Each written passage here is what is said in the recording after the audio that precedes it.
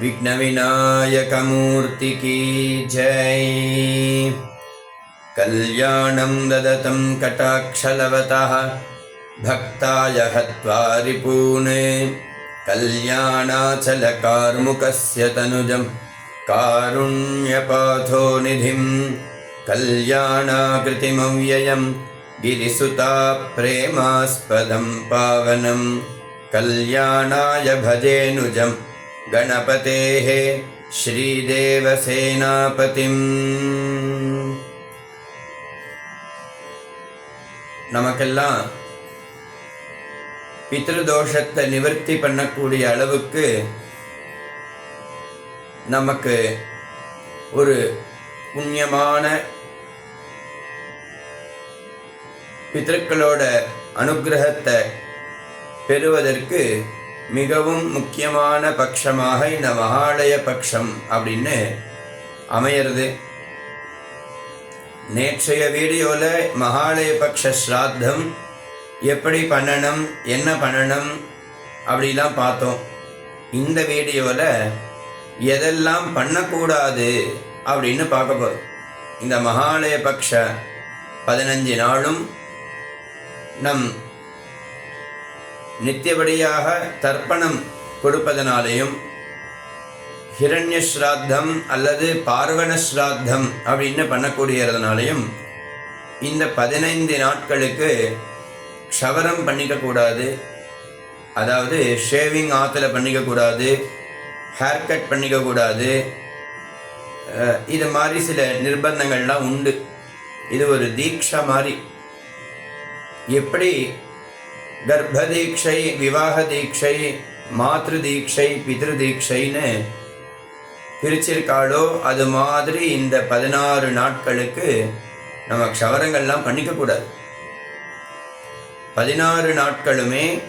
அதுக்கப்புறம் நவராத்திரி வந்துடும். நவராத்திரிலையும் பண்ணுறது அவ்வளோ உச்சிதம் கிடையாது. ஏன்னா சாஸ்திரத்தில் சொன்ன பிரகாரம் க்ஷவரம் பண்ணிக்கிறது, நான் அந்த ஸ்லோகத்தை சொன்னேன்னா யாருமே பண்ணிக்க முடியாது அப்படிலாம் சொல்லியிருக்கார். அந்த அளவுக்கு நம்மளால் அனுஷ்டானம் பண்ண முடியல அப்படின்னாலும் ஓரளவுக்கு இந்த 16 நாட்களுக்கு வெளியில் சாப்பிட்றது தவிக்கணும். அதாவது ஹோட்டலில் போகிறது இதெல்லாம் சாப்பிடக்கூடாது.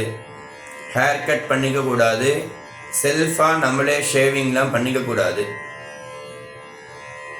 இந்த 16 நாட்களுக்கு வெங்காயம் இதெல்லாம் சாப்பிடக்கூடாது. மத்தியானம் ஒரு வேளை சாப்பாடு சாப்பிடணும். உப்பு போட்டு நல்ல பதார்த்தமாக, நல்ல சமையலாக, நன்னா சுச்சி ருச்சியோட நன்னா ஒரு வேளை சாப்பிடணும். இந்த பக்ஷம் அனுஷ்டானம் பண்ணுறவாளுக்கு இந்த நிர்ணயங்கள்லாம் சொல்கிறேன். அப்பா இருக்கிறவாளுக்கு எந்த ஒரு நிபந்தனைகளும் கிடையாது, எந்த ஒரு அனுஷ்டானமும் கிடையாது. அப்பா இல்லாமல் இந்த மகாலய பக்ஷ அனுஷ்டானம் பண்ணுறவாளுக்கு தான் இந்த நான் சொல்லக்கூடிய விவரங்கள்லாம். மத்தியானம் ஒரு வேளை நன்னா சுச்சி ருச்சியோடு சாப்பிட்டுட்டு அதுக்கப்புறம் ராத்திரி தான் பலகாரம் பண்ணணும்.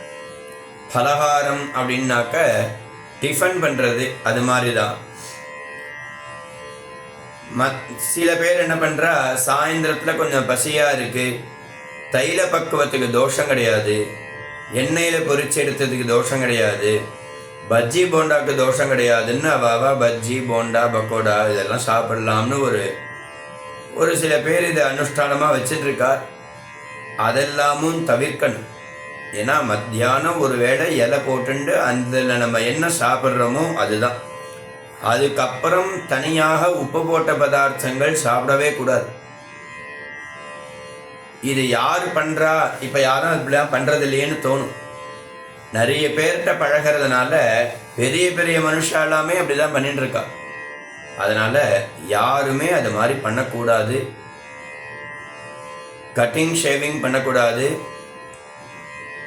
கத்திரிக்காய், முள்ளங்கி, முருங்கைக்காய், நூல்கோல், முட்டைகோஸ் இது மாதிரி இங்கிலீஷ் காய்கறிகள் இது மாதிரி உள்ள காய்கறிகள்லாம் சாப்பிடக்கூடாது. ஸ்ராத்தத்துக்கு நம்ம என்ன சமைக்கிறோமோ அது மாதிரி உள்ள காய்கறிகள் தான் சாப்பிடலாம். டிஃபன் சாப்பிட வெளியில் ஹோட்டலில் சாப்பிடக்கூடாது. அதுக்கப்புறம் பார்த்தீங்கன்னா சாயந்தரத்தில் ஸ்நாக்ஸ் அப்படிங்கிறத சாப்பிடக்கூடாது. இதெல்லாம் நம்ம பண்ணாமல் இருந்தால் தான் நமக்கு அந்த பலன் பூர்ணமாக கிடைக்கும். நம்ம இத்தனை தூரம் பண்ணுறது எதனால் அப்படின்னாக்க அந்த பிதர்களுடைய அனுகிரகம் நமக்கு வேணும் அப்படிங்கிறதுனால தான். இந்த ஹிரண்ய ஸ்ராத்தம் பண்ணாமையும் இருக்கக்கூடாது. நம்ம இந்த 16 நாள் அவளுக்கு திருப்தியாக எல்லாத்தையும் செஞ்சிட்டோமே ஆனால் தனியாக ஜாதகத்தை எடுத்துட்டு நம்ம பித்ருதோஷம் இருக்கான்னு பார்த்து ராமேஸ்வரத்துக்கு போய் திலஹோமம் என்ற செலவு நமக்கு மிச்சமாகும்.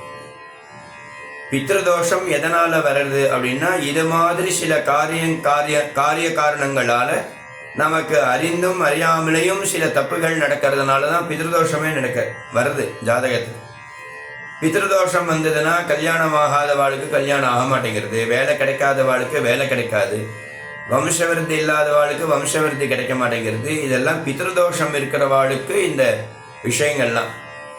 அதனால் சொன்னக்கூடிய இந்த விஷயங்கள் எதுவும் செய்யாமல் பித்ருக்களை நன்றாக ஆராதனம் செய்து இந்த 16 நாட்களை அவளுக்கு திருப்தி செய்து யதோக்தமாக தட்சிணாதானங்கள் செய்து நம் பித்ருக்களின் அனுகிரகத்தினால் பூர்ண ஆரோக்கியம், தீர்காயுஸ், மனசாந்தி, தீர்க்க சௌமங்கல்யம், இன்னும் என்னென்ன பிரார்த்தனைகள்லாம் நம்ம பித்ருக்களுக்கிட்ட பண்ணுறோமோ எல்லா பிரார்த்தனையும் அவள் நடத்தி கொடுக்கறதுல சித்தமாக இருப்பாள். அவளை திருப்திப்படுத்திட்டோமே ஆனால்.